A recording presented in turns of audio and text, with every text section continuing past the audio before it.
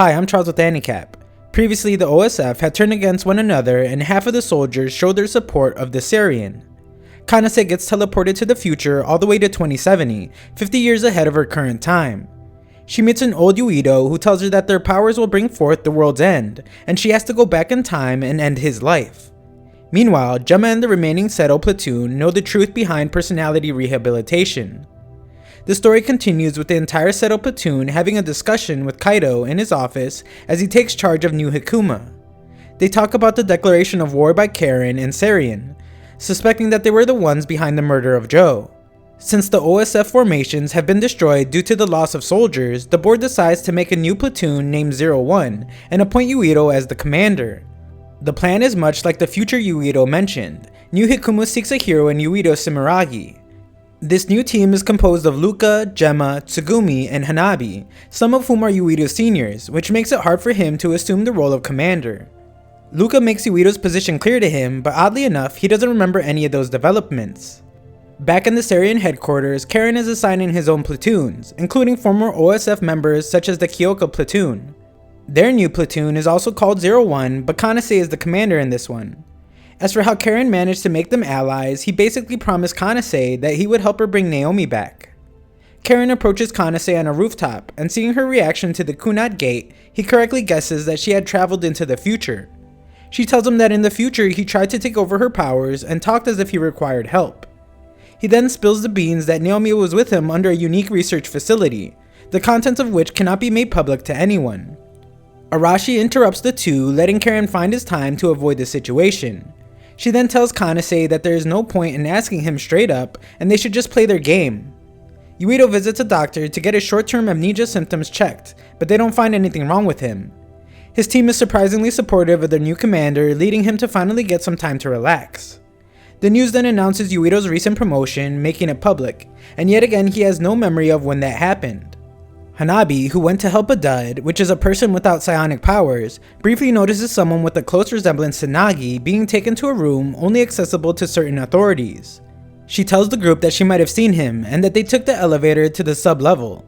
Tsugumi uses her powers to confirm that it was indeed him.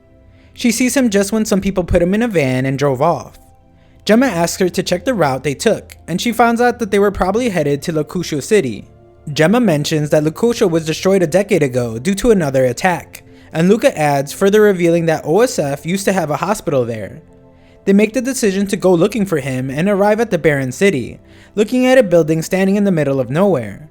Tsugumi finds the same van in which Nagi had been brought, but there are no signs of him. Luka explains that the hospital is still functional, as Tsugumi is unable to look into regions inside of the building itself. Meanwhile, Karen and Kanase's platoon are actively experimenting near the Kunad Gate, where Kanase can feel her powers reacting to the void, realizing that Yuito from the future was not lying. Yuito's group heads inside the hospital, where he starts to have brief visions of his childhood, and when he was rescued from the other's attack. Just as Sumeragi is talking to her, a drop of black substance falls between them, and another begins to manifest an attack.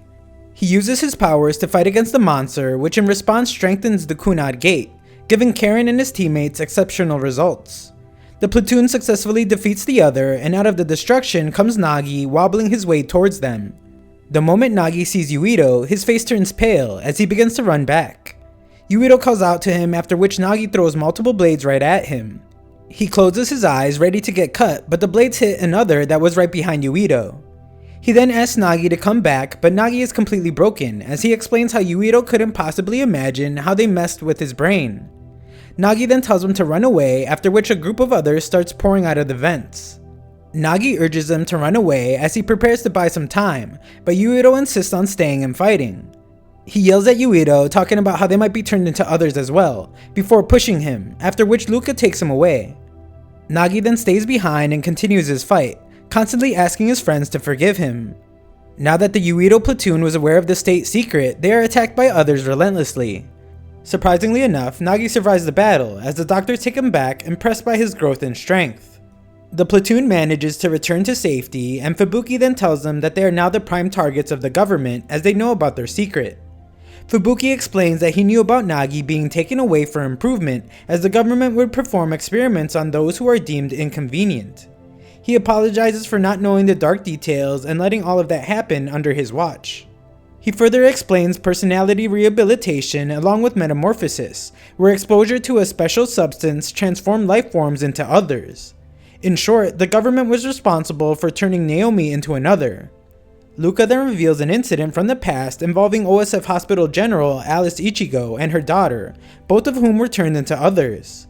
Since Alice was related to Fubuki, he investigated this incident and soon found out about the dark secrets of the government.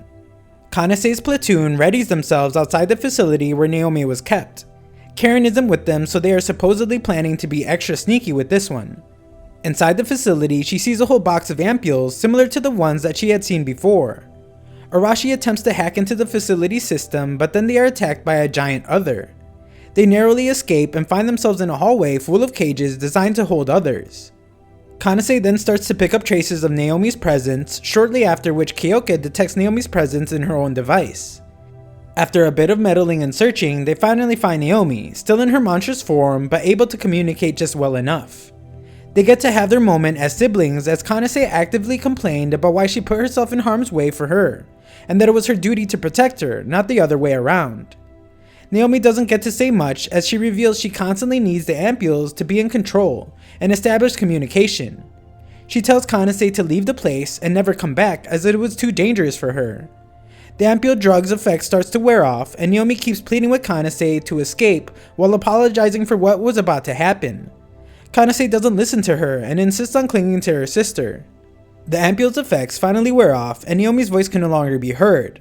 What remains is the same monster that initially attacked them in the tunnel back then. Naomi, now completely unaware of herself, attacks Kanase with full force. Just as she is about to be hit, Naomi's arm falls off as an ampule pierces her skin. Karen comes running and ejects her with more of those, which then puts her back to sleep. He isn't mad at the group for actively disobeying his orders, and instead explains that the ampule isn't much help and they should not count on it to be a cure. He also adds that Kanase's psionic powers are the only way to bring Naomi back to her normal form. He vows to keep Naomi alive and asks Kanase to stand by as they prepare to finally revert Naomi to her human form. Yuito and the rest are having a final word with Fubuki before being on their way. One of Fubuki's agents then hands him a box of medicine from the hospital, which turns out to be the same ampule drugs from before. The platoon members are now at the site as Gemma advances to scout the area ahead. Luca and the others ask Yuito if he was alright, and tell him not to use the medicine given to him by the OSF unless absolutely necessary. Fubuki had told them about his situation with Karen, and how he no longer had to coincide with the government now that Karen was gone. He also explains that Alice and himself were actively looking after personality rehabilitation cases. In other words, Karen took his expertise outside the OSF and tried to change it to an external focus, whereas Fubuki remained inside to work more efficiently by pulling strings. Yuito offered to talk to his brother about the whole situation, but Fubuki declined respectfully as Kaido stood in no position to be trusted.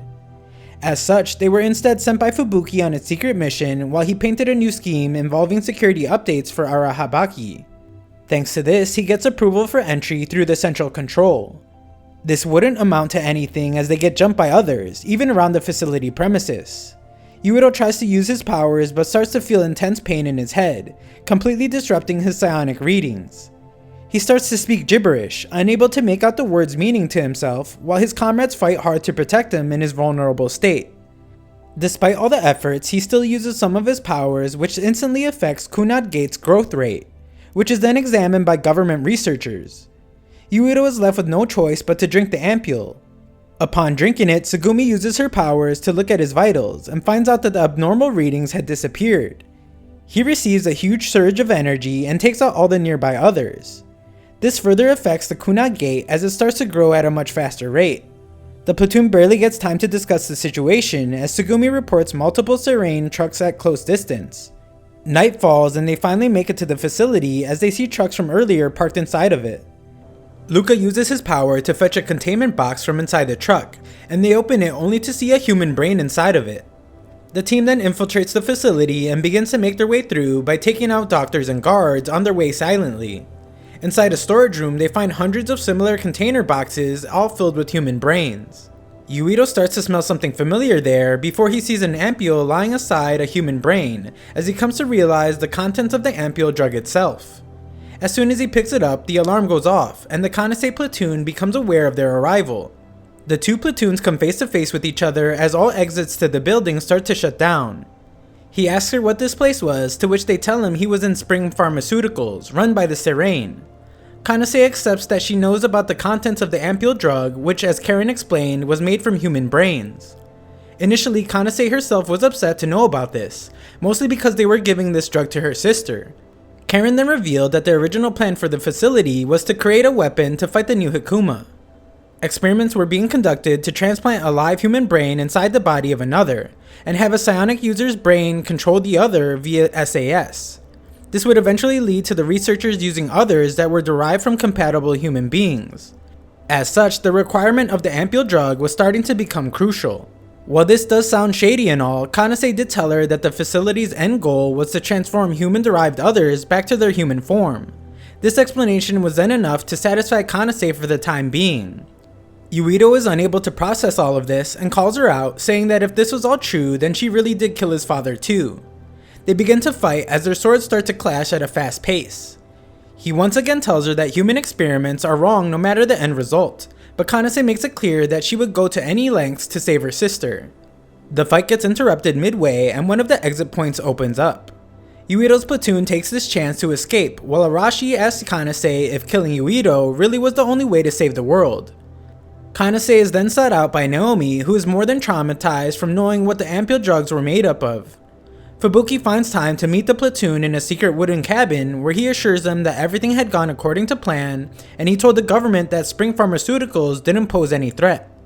This made the government trust him more since he was closely linked to the facility and had recently been accused of treason against his own family. Thanks for watching part 3, all other parts will be in a pinned comment below.